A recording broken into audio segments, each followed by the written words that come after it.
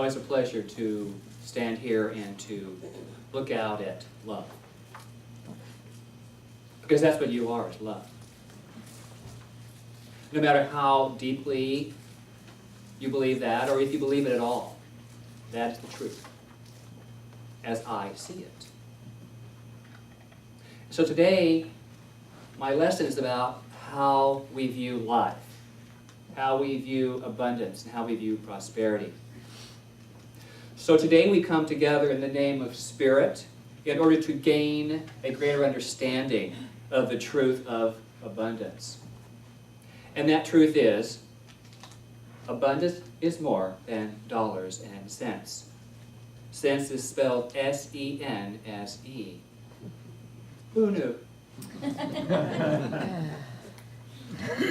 Many of you who know me know I love words and I like to mix them up, and because it helps me in that mix, it creates a little bit of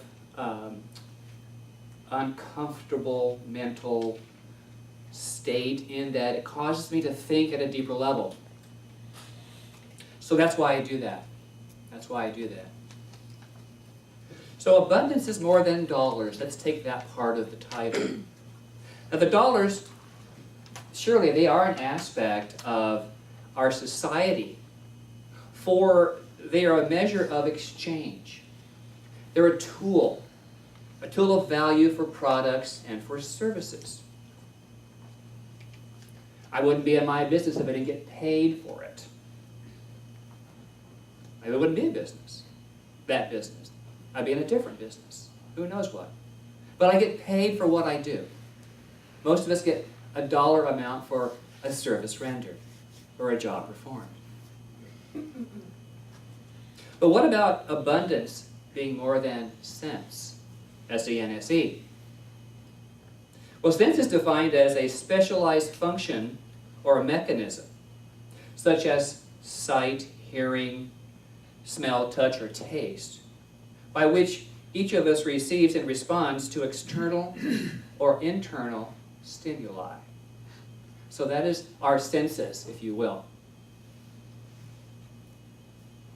So then our senses are outside influencers of response, and ultimately can suggest a shift in our belief systems. Who hasn't been influenced by a smell? Good or bad? I want to stop and eat there because it smells so good. I do that.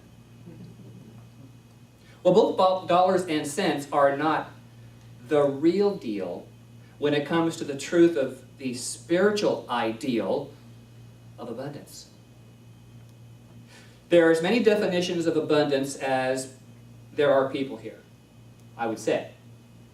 Because we each have a personal definition or idea of it and have had an experience with prosperity, haven't we? And therefore, this idea of, or experience becomes part of our history of influence.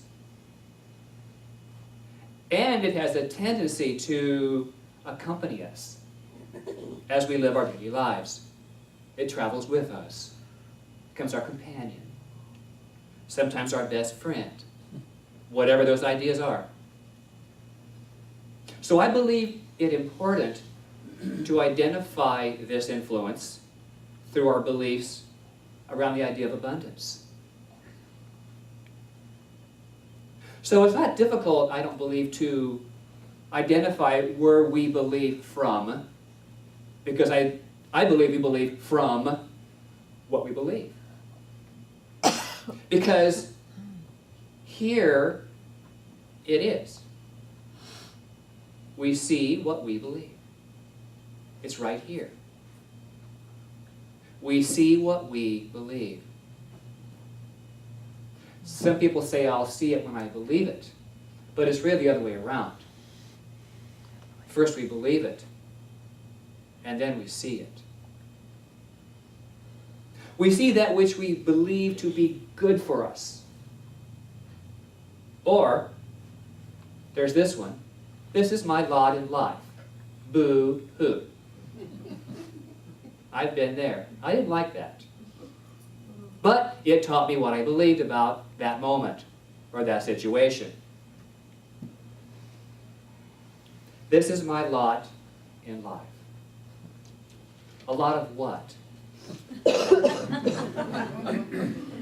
Each one of us lives from the level of our own consciousness because our beliefs reside there. They reside there. And here's the good news, I believe. Our senses, the touching, the tasting, the smelling, all of those, they are profound initiators of response in our consciousness that allow us to view what we've stored in our minds, in our consciousness, in our belief system. They are triggers of permission to show up for us. And boy, do they show up sometimes, don't they? Those darn senses trigger all sorts of responses for me. So I'd like to take you through a little visual. And if you'd like to close your eyes, I ask you the following questions. What is your favorite fragrance?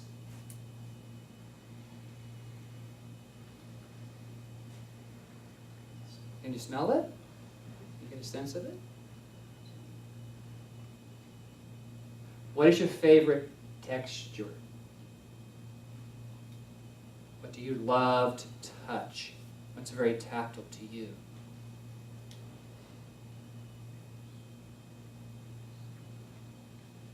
What's your favorite flavor?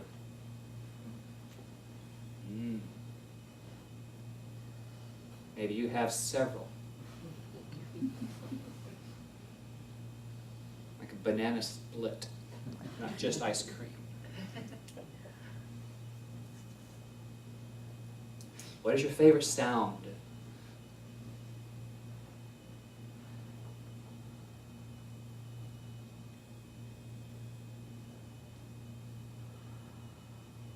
What do you picture in your mind when you go to that special, peaceful place?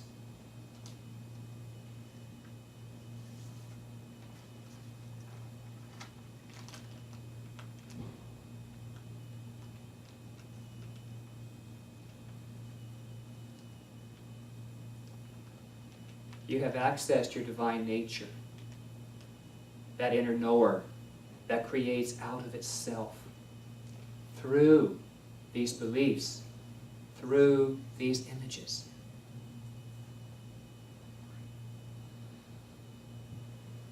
So now I invite you to come back in to this room fully aware and conscious. Open your eyes when you're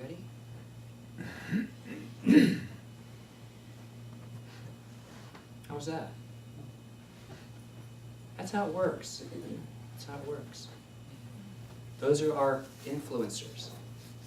And they're specific to each one of us. And none of it's wrong. All of it's right.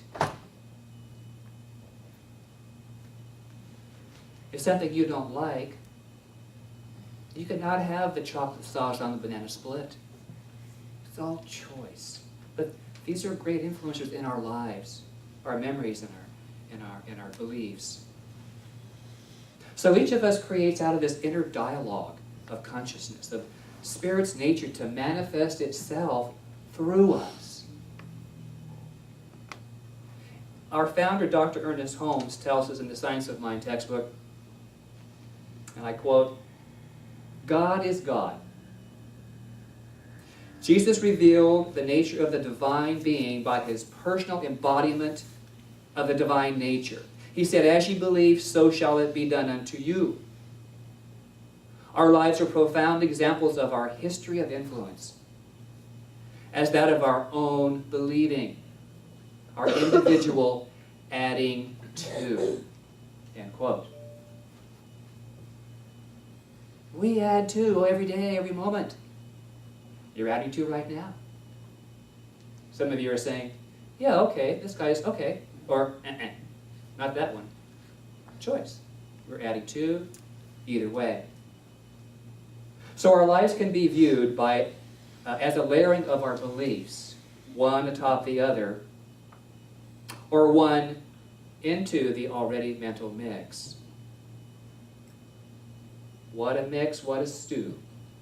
What a mix, what a stew sometimes. What are you adding your believing to? What are you adding to what you already believe? What is in your mental mixing bowl? That bowl is consciousness. That bowl is mind. That bowl is your individual adding to your life. I believe the mind is the eternal storehouse and contains, if you will, files of all ideas and all beliefs. Mind, yours and mine, is like the hard drive of a computer, but with unlimited memory. Unlimited memory. Universal mind is God's mind, the one mind, and I relate that to the iCloud. You know what iCloud is? It stores everything. And it stores everybody's together somewhere. I don't know. Where is it? We don't see it. But we can retrieve it. It takes a certain protocol, just like our individual mind and our own mental processing. But it's still there. If we can't get it, doesn't mean it's